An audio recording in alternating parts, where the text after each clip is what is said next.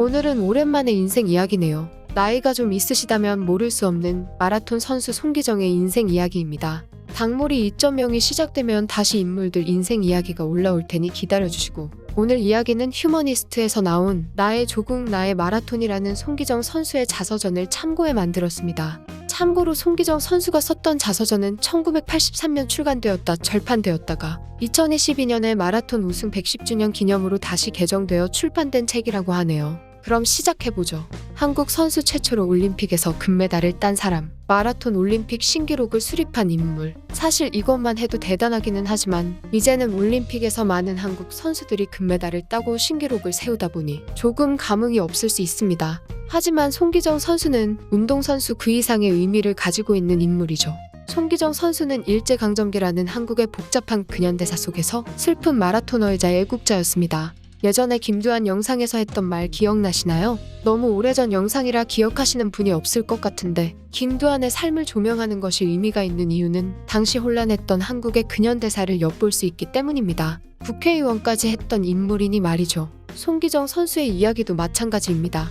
오히려 송기정 선수의 스토리가 국민들의 삶을 들여다보고 그들이 느꼈던 감정이 더 잘 느껴지실 겁니다. 애국자였던 것을 볼 수 있는 일화도 많은데 한 가지만 같이 보시죠.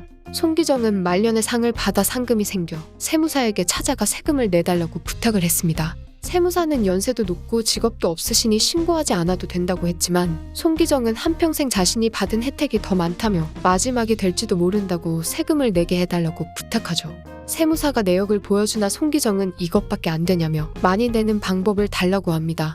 세무사가 다시 내역을 보여주자 그제서야 송기정은 이만큼은 내야지 마음이 편하지라며 수락하죠. 송기정은 어떤 삶을 살았기에 애국자가 되었을까요? 송기정은 1912년 만주와 맞닿아 있는 한반도 서북단 신의주에서 태어났습니다. 송기정이 태어났을 때는 이미 조선은 조선인의 것이 아니었죠. 일본이 통치하는 조선이었습니다. 일본이 통치하는 조선에서 당시 대부분의 조선인들이 그러했듯 송기정도 가난했죠. 가난을 겪어보지 않은 사람은 가난한 사람의 서름을 모른다. 송기정이 싸운 첫 상대는 가난이었습니다. 실제로 마라톤을 우승하는 그날까지 배고픔과 싸웠죠. 가난한 가정은 아이에게 많은 신경을 쓸 수가 없습니다. 송기정의 부모님도 먹고 살기에 바빠서 아이들에게 신경을 쓰지 못했죠. 송기정은 보통 축구나 스케이팅을 하며 시간을 보냈습니다. 신의주는 영하 20도를 오르내리는 추운 곳이었거든요. 운동을 하지 못하면 아이들과 어울려 놀기 힘들었죠. 하지만 가진 것 없이 운동을 하기란 힘든 일이었습니다. 그래서 송기정이 선택한 운동이 달리기였죠. 당시에는 여러 가지 스포츠가 소개되기 전이라 달리기는 지금과 달리 엄청나게 대중적인 스포츠였습니다. 가끔 구역 대항전이라도 펼쳐지는 날에는 온 마을을 잔치 분위기로 만드는 운동이었죠. 달리기 경주에는 항상 사람들이 돈을 모아 상품을 걸었고 아이들도 상품을 모아 운동 내기를 하는 게 유행처럼 번지게 되었습니다. 이때 송기정은 달리기에서 지는 일이 거의 없어 상품은 송기정의 차지가 되었죠. 무엇이든 잘하면 재밌습니다. 송기정은 달리기에 흥미를 느끼고 재능을 자각했죠. 그러다 학교에서 이일성 선생을 만나게 됩니다. 이일성 선생은 평안북도의 달리기 선수이기도 했죠. 송기정은 이때 처음으로 뛰는 법을 배우고 일생의 방향을 정하게 됩니다. 마을에는 점차 송기정이 달리기를 잘한다는 소문이 퍼지기 시작했고 달리기 대회를 나가 상을 타기 시작했죠. 6학년이 되던 해 송기정은 이미 신의주에서 대표 달리기 선수가 되어 있었습니다. 하지만 지금도 그렇듯 가난한 집에서 운동을 하기란 쉽지 않습니다. 졸업이 가까워졌고 아이들은 각자 미래를 꿈꾸며 진학했지만 송기정은 할 수 있는 게 없었죠. 신의주 상업학교에서 육상선수로의 자질을 알아보고 입학 제의를 했지만 송기정 집안의 형편이 안 되어 진학하지 못합니다. 그리고 선택한 것은 기술을 배우고 일을 하는 것이었죠. 결국 송기정은 인쇄소에 취직하여 일을 하게 됩니다. 하지만 일을 하면서도 달리기에 대한 열망을 버리지 못하고 계속해서 연습을 했죠. 그러던 중 동익상회에서 일을 하게 되는데 상회의 주인은 공정규로 한글 타작이 보급에 힘쓴 공병호 박사의 아버지였습니다. 상회 안주에 있는 달리기를 하는 송기정의 모습을 보며 달리기를 하려면 잘 먹어야 한다며 음식을 푸짐하게 내주고는 했죠. 피나는 연습으로 송기정은 18살의 신의주는 물론 평안북도의 모든 경주대회를 휩쓸기 시작했습니다. 1930년 마침내 송기정은 평안북도 대표로 조선신궁 경기대회에 나가게 됩니다. 여기서 2위를 기록하죠. 1위는 하지 못했지만 수확은 있었습니다. 바로 마라톤이라는 종목을 알게 된 것이죠. 5000m와 1000m가 가장 장거리인 줄 알고 있었던 송기정에게는 충격으로 다가온 종목이 마라톤이었습니다. 이때부터 송기정은 마라톤을 연습하게 되죠.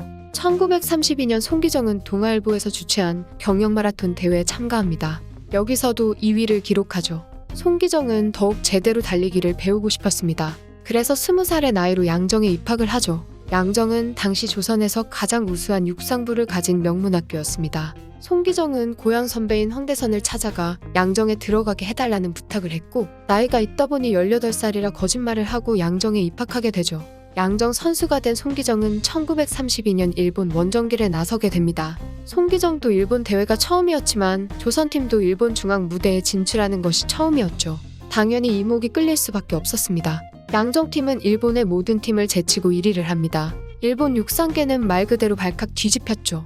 일본인들은 한반도의 문화를 말살하려 했지만 몸으로 뛰는 운동까지 막을 수는 없었습니다. 많은 조선인들은 운동으로 일본을 이기는 모습을 보며 조선인임을 자각할 수 있었죠. 그리고 1932년 올림픽이 열리게 됩니다. 로스앤젤레스 올림픽에 보낼 선수를 선발하는 대회가 도쿄에서 열렸고, 당시 김은배 선수와 권태하 선수가 마라톤 대표 선수로 발탁되었죠.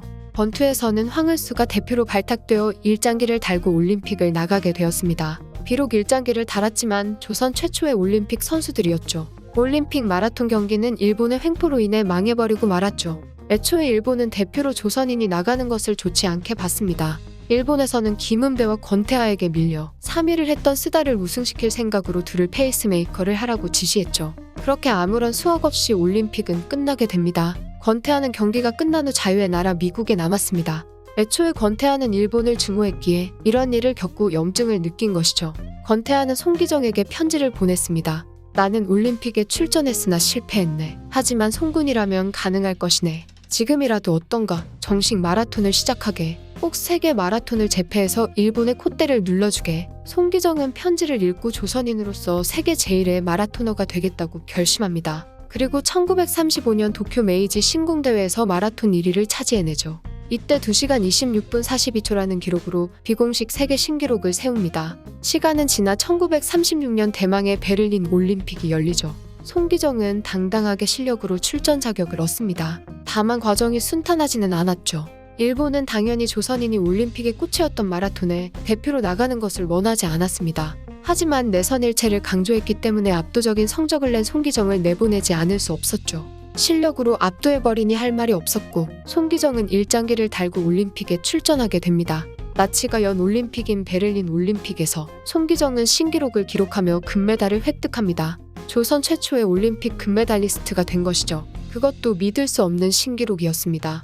당시 조선은 물론 세계가 주목했고 지금의 김연아나 손흥민만큼 유명해졌죠. 하지만 송기정은 그렇게 기쁘지 않았습니다. 나는 그때까지도 내 우승의 표지로 일장기가 오르리라는 생각은 하지 못했다. 시상대에서 일장기를 쳐다보며 일본 국가를 듣는다는 것은 참을 수 없는 곤욕이었다. 나는 고개를 숙였다. 과연 나는 일본 국민인가? 나는 결코 일본 국민일 수 없다.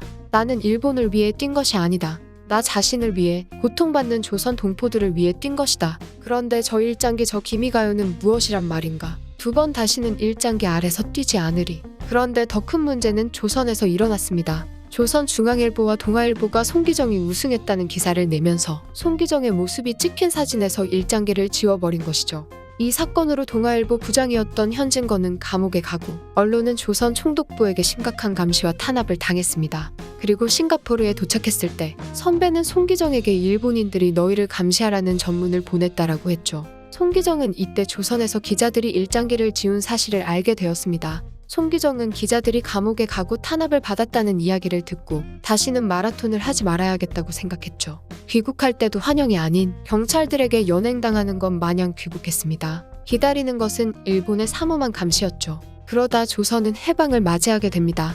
해방 이후 송기정은 한국 체육계에서 지도자로 헌신합니다. 조선 체육회가 개최한 자유해방 종합경기대회에서 송기정은 기술을 맡았고, 태극기를 들고 선수들을 이끌던 송기정은 결국 눈물을 흘렸죠. 대한체육회 부회장을 맡으며 선수들을 훈련시켰고, 1963년에는 대한육상경기연맹 부회장을 역임합니다. 대표적으로 47년과 50년의 보스턴 마라톤에서 우승한 서윤복과 함기용을 훈련시켰죠.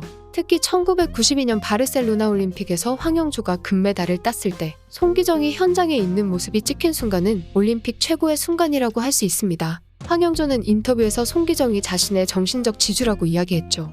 이후에는 간혹 인터뷰에 나오면서 모습을 비추다가 90세의 나이로 세상을 떠납니다. 보통 여기까지가 우리가 아는 송기정의 모습이죠. 책을 보면 자서전인 만큼 모든 내용이 더욱 자세하고 우리가 몰랐던 많은 이야기가 담겨 있습니다. 책을 읽어보시면 마라토너로서 송기정의 모습이 아닌 못 말리는 애국자 송기정의 모습이 많이 담겨 있죠. 해방 후에도 한국을 알리기 위해 지도자로 마라톤 대회에 참가하거나 청동투구를 되찾고 서울 올림픽 때는 성화 주자가 되기 위해 1년 동안 달리기 연습을 한 등의 모습이죠. 마라톤 선수 송기정의 인생, 이번 편은 여기까지입니다.